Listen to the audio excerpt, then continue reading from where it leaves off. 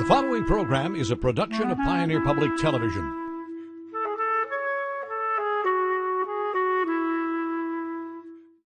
Major support for Compass is provided by the ongoing support of the Leo P. Flynn Estate of Millbank, South Dakota.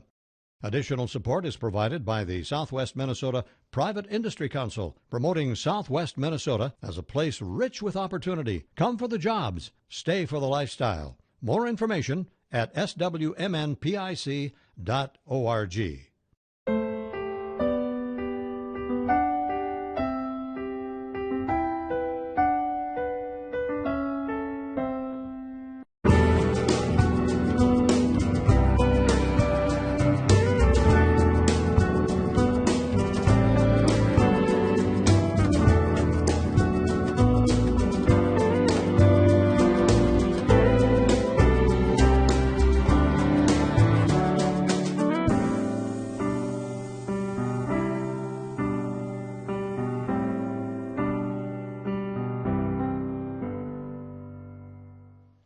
Hello and welcome to Compass, a production of Pioneer Public Television. I'm Les Heen, your host for Compass, and this is a weekly discussion of public policy and important issues facing our viewing area.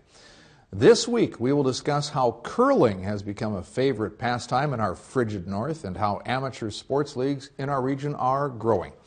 We'll have representatives from the Minnesota Amateur Sports Commission and the Minnesota Curling Association, and we'll touch on what amateur sports organizing are doing to find success in rural areas. First, we have Pioneer's Laura K. Prosser, and she takes us to Willmar, where the local curling league has seen some success of their own. Here's Laura's report. Curling is a sport that has been around for many years, especially in the northern states. However, it's very rare to find in western Minnesota a curling league with a rink of their own, one they don't have to share with figure skaters or hockey players.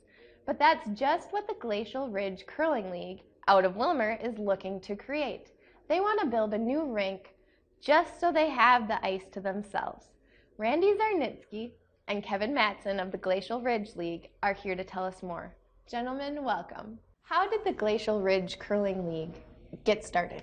The City of Willmar's Community Education Department and a group of us individuals who wanted to start curling formed a partnership where we were able to start an open curling league sponsored by the Community Ed and Recreation. They were able to locate stones, which is one of the biggest problems you have in starting a new curling club is where do you find stones? And they're not only hard to find, but they're expensive. So they were very instrumental in finding grants so that we were able to get our first few sets of stones. And we started an open program like that for the first 2 years until our membership grew, where we decided to actually develop a charter and become a curling club with the United States Curling Association. So that's our beginning already 12, 13 years ago.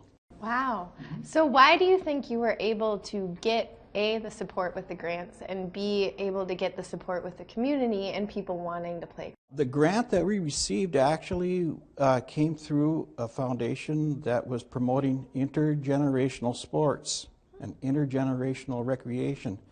Curling is the perfect sport for such a thing because I can curl as a grandpa, I can curl with my grandsons and my son, and we can put a curling team together and curl in a tournament, for instance. There's not too many sports that have that range of ages that can do the sport. From 8 to 80, we always say, in terms of the ages that are very capable of curling and together, not just at different levels, because a lot of times those 80-year-olds can curl just as well as those of us that are in our mid-40s or whatever age might be. So what about league draws people in, do you think? Maybe Randy can chip in on these a lot, but I know for one, our draw age for our curling leagues is like from 35 to 45 to 50.